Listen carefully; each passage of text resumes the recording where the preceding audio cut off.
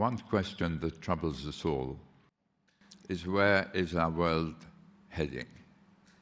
When we look at climate change, when we look at the environmental destruction of many parts of our planet, when we look at the social tensions in our society, break out into violence in Black Lives Matter or the Gilets jaunes, we ask ourselves the question whether humanity is on the right path.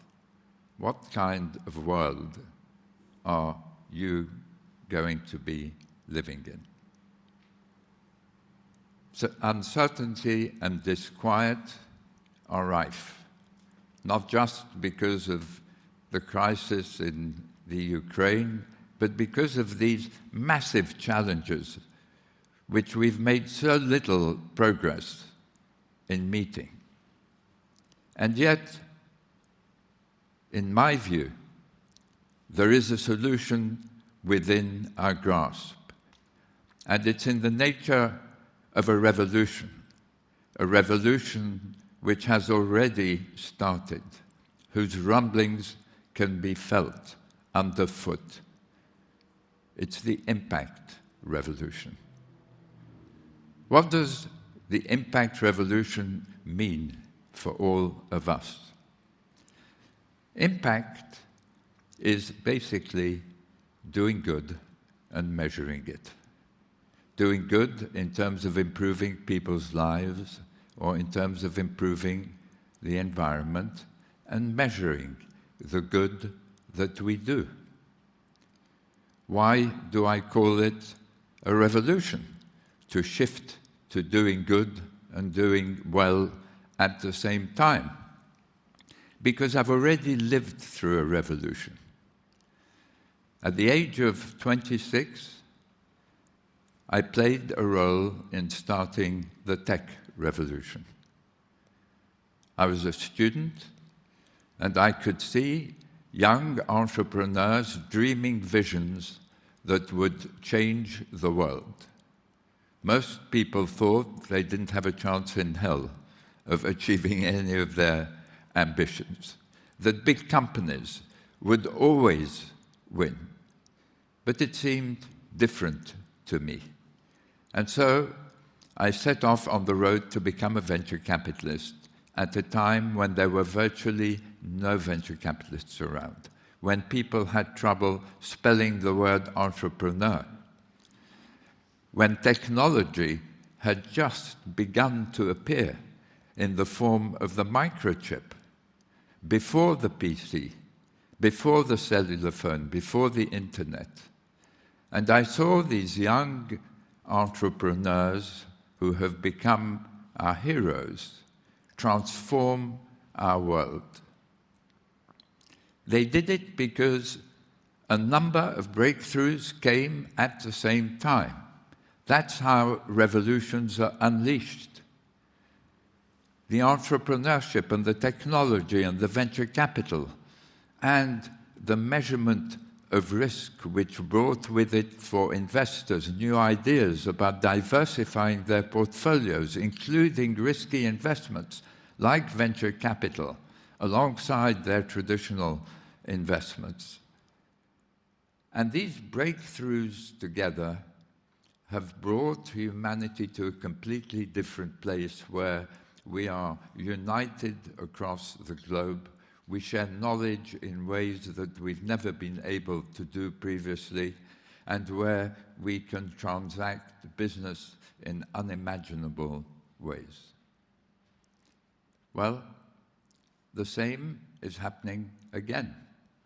And you're lucky, as I was, to be living at the dawn of this revolution.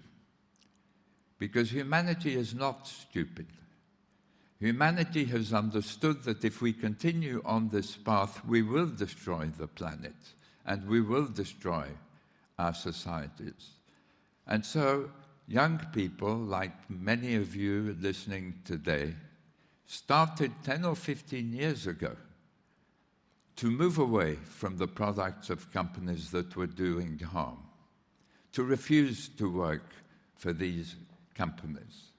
and to seek out companies that were trying to bring solutions to the great challenges humanity faces. It soon spread to a much broader population, and investors began to realize it. And they began to realize that if preferences changed in this way, this would have very serious consequences for the investments that they were making. And so we began to see huge flows of investment going to doing good and doing well at the same time. Today, these investments amount to 40 trillion, not billion, trillion dollars. It's about half of the money professionally managed by asset managers globally. Within that 40 trillion are 2 trillion of impact investment, which show the way to the future. They accept the intention of ESG, environmental, social, and governance investing, but they insist on measuring the impact created. And we see money flowing to entrepreneurs with new ideas in the field of clean energy, in the field of financial technology, which is revolutionizing our banking system, shifting it away from charging the most vulnerable the most money. We see it in the area of transport with companies like Tesla and whatever Elon Musk's idiosyncrasies are. He has single-handedly shifted the whole of the automobile industry to electric vehicles and created a $1 trillion company which makes him the wealthiest man on the planet. We see young entrepreneurs tackling challenges wherever they provide financial opportunity to.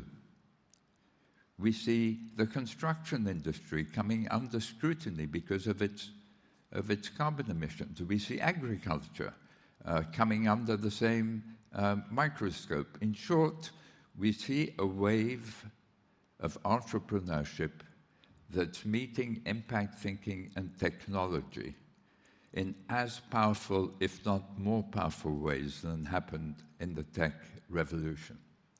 Artificial intelligence, machine learning, augmented reality, the genome, and computing coming together, these are providing us with the tools to improve lives and our planet in ways that humanity could never previously contemplate.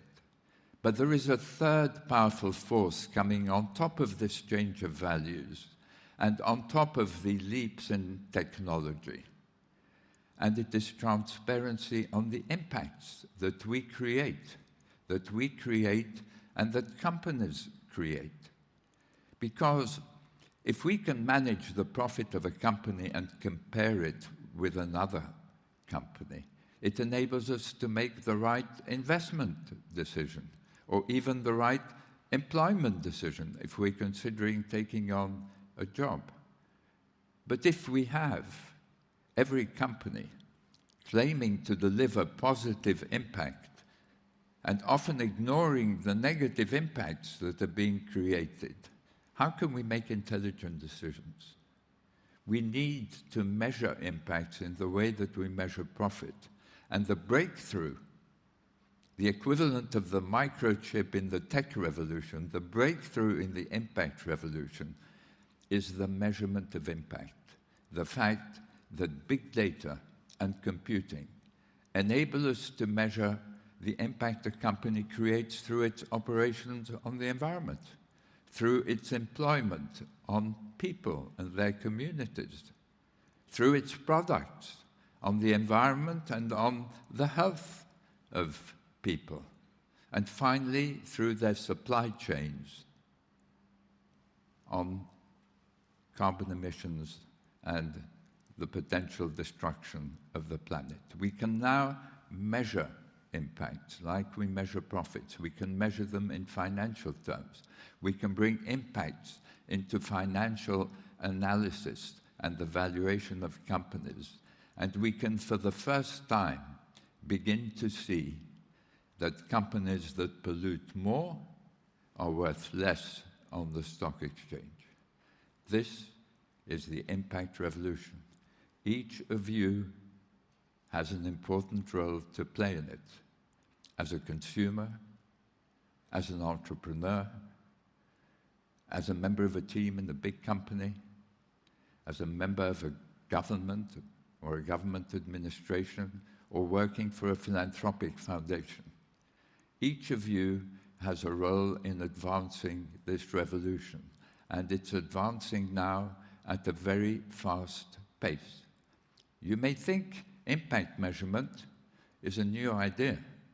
Well, in December or November at COP26, the organization responsible for all financial accounting across the world, except the United States, created a board to standardize the measurement of impacts.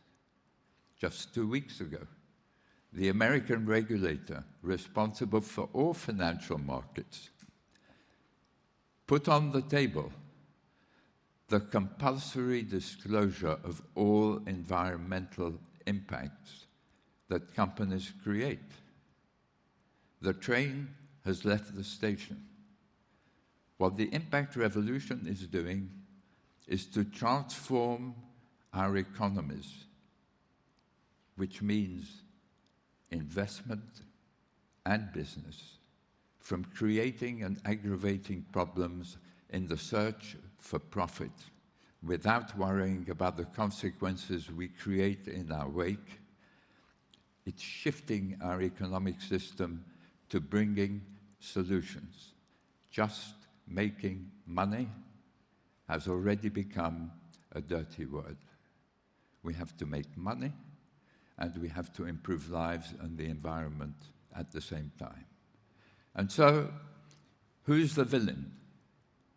Well, this revolution is overthrowing the tyranny of profit and putting impact by its side to keep it firmly in its place.